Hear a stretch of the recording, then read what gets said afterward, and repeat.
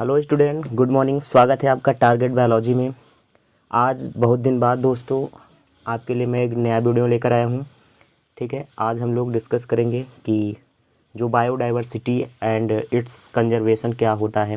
ठीक है, अगर आप इसे यूपी बोर्ड के दृष्टिकोण से देखेंगे तो यूपी बोर्ड में आपको यह यूनिट 5 में पढ़ना है, और अगर आप यहाँ से कम्पिटिटिव लेवल से देखेंगे तो भी आपको यहाँ से क्वेश्चन देखने को मिल जाएगा। ठीक है साथियों, तो आइए शुरू करते हैं। ठीक है, पहले क्वेश्चन देख लीजिए बायोडाइवर्सिटी को। ठीक है, ये चीज़ें हैं आप पढ़े हुए हैं। जो बायोडाइवर्सिटी से इम्पॉर्टेंट क्वेश्चन होगा सिर्फ मैं आपको वही कराऊंगा। मैं आपको बता दूंगा कि क्या क्या इम्पोर्टेंट है। तो आइए आगे देखते हैं। और दोस्तों, अगर आपने अभी तक हमारे चैनल को सब्सक्राइब नहीं किया है तो प्लीज़ सब्सक्राइब कर लीजिए, बेल आइकन को प्रेस कर लीजिएगा, जिससे हमारे वीडियो का नोटिफिकेशन सबसे पहले आपके पास पहुँचे। ठीक है दोस्तों, तो आइए शुरू करते हैं।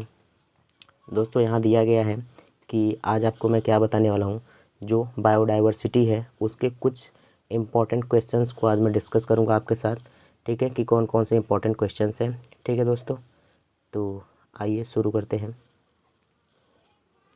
देखिए दोस्तों, यहाँ पर दिया गया है कि जो भारत का प्रथम राष्ट्रीय उद्यान है वह कौन है। जिम कॉर्बेट है। कहाँ है तो वह नैनीताल में है। कहाँ पे है दोस्तों, तो वह नैनीताल में। देखिए यहाँ लिखा गया है कि भारत का प्रथम राष्ट्रीय उद्यान जिम कॉर्बेट नैनीताल में। ठीक है, नैनीताल में कहाँ है तो आप कह दीजिएगा उत्तराखंड में। ठीक है, अगर आपसे कोई पूछे, कोई भी पूछ देता है कि बताइए भारत का प्रथम राष्ट्रीय उद्यान कहाँ है, ठीक है, तो उत्तराखंड नैनीताल में है। क्या नाम है उसका, तो जिम कॉर्बेट है। उसे हम लोग शुरुआत में किस नाम से बुलाते थे, तो हेली राष्ट्रीय उद्यान के नाम से हम उसे जानते थे। ठीक है दोस्तों, अगर बात करें इसके स्थापना की तो इसकी स्थापना 1935-1936 ईस्वी में किया गया था। ठीक है दोस्तों, और एक इम्पॉर्टेंट क्वेश्चन कि जो रामगंगा नदी है वह इसी पार्क से होकर क्या करती है, गुजरती है। यह क्वेश्चन बहुत बार पूछा जाता है कि जो जिम कॉर्बेट राष्ट्रीय उद्यान है इससे कौन सी नदी होकर गुजरती है, तो साथियों इससे रामगंगा नदी होकर गुजरती है। आपको पहली बात समझ में आई। आइए नेक्स्ट की तरफ चलते हैं। ठीक है दोस्तों, देखिए नेक्स्ट क्या है। नेक्स्ट कह रहा है जो दूसरा है कि देश का जो सर्वाधिक राष्ट्रीय उद्यान है वह मध्य प्रदेश में पाया जाता है। अगर कोई आपसे पूछे कि सबसे ज़्यादा राष्ट्रीय उद्यान कहाँ पाए जाते हैं, ठीक है, तो इंडिया की अगर हम बात करें तो इंडिया में जो सबसे सर्वाधिक राष्ट्रीय उद्यान है दोस्तों वह मध्य प्रदेश में पाए जाते हैं। ठीक है, आइए नेक्स्ट की तरफ चलते हैं। नेक्स्ट कह रहा है कि भारत का सबसे बड़ा राष्ट्रीय उद्यान। ठीक है, भारत का जो सबसे बड़ा राष्ट्रीय उद्यान है वह जम्मू कश्मीर के लद्दाख के कहाँ पर पाया जाता है, तो लेह जनपद में स्थित। उसका क्या नाम है, तो हेमिस राष्ट्रीय उद्यान उसका नाम है। अगर आपसे कोई पूछता है कि भारत का सबसे बड़ा राष्ट्रीय उद्यान कहाँ है, तो आप उसको बताइए जम्मू कश्मीर में। जम्मू कश्मीर में कहाँ, तो लद्दाख में। लद्दाख में कहाँ, तो बता दीजिए लेह जनपद के हेमिस राष्ट्रीय उद्यान उसका नाम है। ठीक है दोस्तों, देख लीजिए अगर बात करें कि जो सबसे बड़ा बाघ अभयारण्य है, ठीक है, जो सबसे बड़ा बाघ अभयारण्य है, ठीक है दोस्तों, राष्ट्रीय उद्यान और अभयारण्य में अंतर है आप सभी जानते हैं। ठीक है, जो सबसे बड़ा बाघ अभयारण्य है, ठीक है, वह कहाँ है, ठीक है, नागा अर्जुन सागर अभयारण्य। जो बाघ सबसे बड़ा बाघ अभयारण्य है उसका नाम क्या है, नागा अर्जुन सागर अभयारण्य उसका क्या नाम है दोस्तों। ठीक है, आइए नेक्स्ट की तरफ चलते हैं। चौथे की अगर बात करें दोस्तों तो देख लीजिए यहाँ से इम्पोर्टेंट क्वेश्चन है। ये पांचवा कह रहा है कि उत्तराखंड में स्थित नंदा देवी चोटी पर नंदा देवी राष्ट्रीय उद्यान है। ठीक है, इसकी स्थापना 1982 में की गई थी। यहाँ फूलों की विविध प्रजातियों का संरक्षण किया गया है, इसीलिए उत्तराखंड को फूलों की घाटियों वाला राज्य भी कहते हैं। क्या बोला गया है कि उत्तराखंड में जो नंदा देवी चोटी है, ठीक है, वहाँ पर नंदा देवी राष्ट्रीय उद्यान है और इस उद्यान की स्थापना 1982 में की गई थी। ठीक है, और यहाँ पर क्या है, फूलों की विविध प्रजातियों का संरक्षण किया गया है, इसीलिए उत्तराखंड को हम क्या कहते हैं, फूलों की घाटियों वाला राज्य भी कहते हैं। ठीक है तो आइए देखिए अगर छठे की बात करें तो पूछ रहा है कि भारतीय जो पक्षी वैज्ञानिक और प्रकृतिवादी हैं वह कौन है, तो वह डॉक्टर सलीम अली है। ठीक है, इसीलिए डॉक्टर सलीम अली को हम क्या कहते हैं, भारत का बर्डमैन कहते हैं, या बर्डमैन ऑफ इंडिया कहते हैं। किसको? डॉक्टर सलीम अली को। ठीक है दोस्तों, आइए नेक्स्ट की तरफ चलते हैं। नेक्स्ट क्या कह रहा है दोस्तों? नेक्स्ट कह रहा है कि मध्य प्रदेश में स्थित जो बांधवगढ़ राष्ट्रीय उद्यान है वह बंगाल टाइगर के लिए प्रसिद्ध है। अगर कोई आपसे पूछे, ऐसे क्वेश्चन आ सकता है कि बंगाल टाइगर किसके लिए प्रसिद्ध है, तो आप बता दीजिए कि मध्य प्रदेश में स्थित जो बांधवगढ़ राष्ट्रीय उद्यान है वह बंगाल टाइगर के लिए क्या है, प्रसिद्ध है। अगर आपसे कोई पूछे कि उत्तर प्रदेश में, ठीक है, कौन सा राष्ट्रीय उद्यान है, तो आप बता दीजिए कि दुधवा राष्ट्रीय उद्यान। कौन सा राष्ट्रीय उद्यान? जो दुधवा राष्ट्रीय उद्यान है यह लखीमपुर खीरी, उत्तर प्रदेश नेपाल के साथ अंतर्राष्ट्रीय सीमा का क्या करता है, निर्धारण करता है। यानी जो दुधवा राष्ट्रीय उद्यान है दोस्तों, यह लखीमपुर खीरी में है और उत्तर प्रदेश और नेपाल के साथ अंतर्राष्ट्रीय सीमा का निर्धारण भी करता है।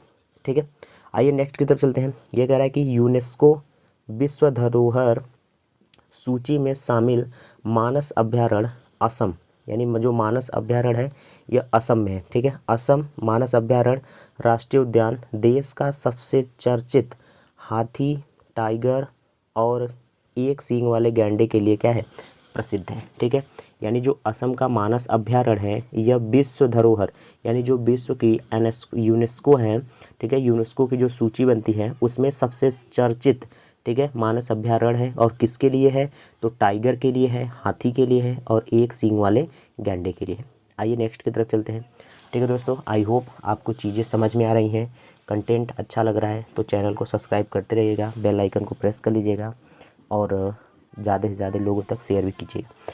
देखिए, अगर कोई आपसे पूछे, ये एकदम सिंपल क्वेश्चन है कि पेंगुइन नामक पक्षी कहाँ पाए जाते हैं, तो दोस्तों पेंगुइन नामक पक्षी अंटार्कटिका पर पाए जाते हैं। ठीक है, क्वेश्चन यह भी पूछा जाता है कि किस प्रजाति के बंदर भारत में पाए जाते हैं, तो आप उनको बताइए कि गिब्बन प्रजाति के जो बंदर होते हैं वो भारत में पाए जाते हैं। ठीक है, अगर बात करें वन की, तो जो वन है यह भारतीय संविधान के समवर्ती सूची में क्या है, शामिल है। जब आप संविधान पढ़ेंगे तो संविधान में जो समवर्ती सूची है उसमें वन को भी क्या किया गया है, शामिल किया गया है। ठीक है, अगर बात करें श्याम मृग कहाँ पाए जाते हैं, तो दोस्तों भारत में श्याम मृग राजस्थान में पाए जाते हैं। ठीक है, याद रखे रहिएगा कि जो श्याम मृग होता है यह श्याम मृग भारत के राजस्थान में पाया जाता है। ठीक है, अगर कोई आपसे पूछे थामिन मृग कहाँ पाया जाता है, तो आप कहिए थामिन मृग भारत के मणिपुर राज्य में पाया जाता है। ठीक है, श्याम मृग राजस्थान में, थामिन मृग मणिपुर में। अगर कोई आपसे पूछे कि बारहसिंघा की सर्वाधिक संख्या कहाँ है, ठीक है, बारहसिंघा की सर्वाधिक संख्या किस राष्ट्रीय उद्यान में है, तो दोस्तों इसकी सर्वाधिक संख्या दुधवा राष्ट्रीय उद्यान में है।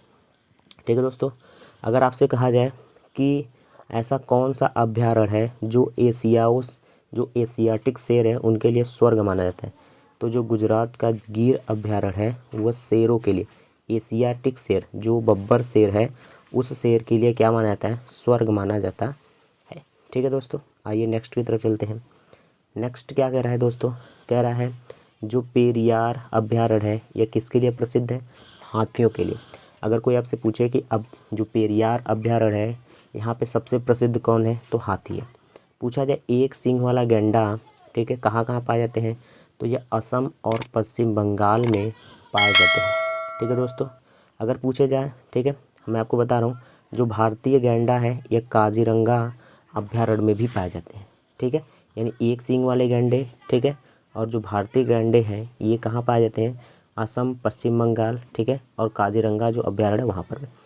अगर बात करें कि भारतीय प्राणी विज्ञान सर्वेक्षण संस्थान की स्थापना कब की गई और कहाँ की गई, तो 1916 में कोलकाता में किया गया था। किसकी?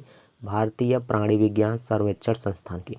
अगर वही आपसे पूछे भारतीय वनस्पति सर्वेक्षण संस्थान की स्थापना कब की गई, तो 1970 में की गई। कहाँ की गई? वही कोलकाता में ही किया गया था। किसकी? भारतीय वनस्पति सर्वेक्षण संस्थान। ठीक है, अगर आपसे पूछा जाए कि शेर परियोजना कब चालू हुआ, तो आप बता दीजिए कि 1972 में क्या हुआ था, शेर परियोजना प्रारंभ हुआ था। अगर कोई आपसे पूछे कि टाइगर प्रोजेक्ट या टाइगर या बाघ परियोजना कब शुरू हुई, तो आप बता दीजिए 1973 में, ठीक है, टाइगर प्रोजेक्ट को चालू किया गया था। ठीक है, आइए आगे देख लेते हैं दोस्तों। अगर कोई आपसे पूछे घड़ियाल परियोजना कब शुरू की गई थी, तो घड़ियाल परियोजना 1974 में शुरू की गई थी। अगर कोई आपसे पूछे मगर प्रजनन परियोजना कब शुरू किया गया, तो 1975 में शुरू किया गया। अगर आपसे पूछा जाए समुद्री कछुआ प्रोजेक्ट कब चालू किया गया, तो ये भी दोस्तों 1975 में ही चालू किया गया। अगर कोई आपसे पूछे गैंडा परियोजना कब चालू किया गया, तो 1987 में ही शुरू किया गया। वही हिमचीता परियोजना ये भी 1987 में ही शुरू किया गया था। ठीक है दोस्तों, देख लीजिए जो हाथी प्रोजेक्ट है ये 1992 में शुरू किया गया था। और जो ठीक है, ये तो कुछ प्रोजेक्ट्स के नाम थे। देख लीजिए जो जल्दा पारा अभ्यारण्य है, अगर कोई आपसे पूछ ले कि जल्दा, ठीक है, जल्दा पारा अभ्यारण्य कहाँ है, तो यह पश्चिम बंगाल में स्थित है। अगर कोई आपसे पूछे महावीर स्वामी वन विहार ललित कहाँ है, तो आप बता दीजिए ललित बिहार में है। ठीक है, अगर कोई आपसे पूछे इंटांकी राष्ट्रीय उद्यान कहाँ है, तो दोस्तों इंटांकी राष्ट्रीय उद्यान नागालैंड में स्थित है। ठीक है, आगे देख लीजिए।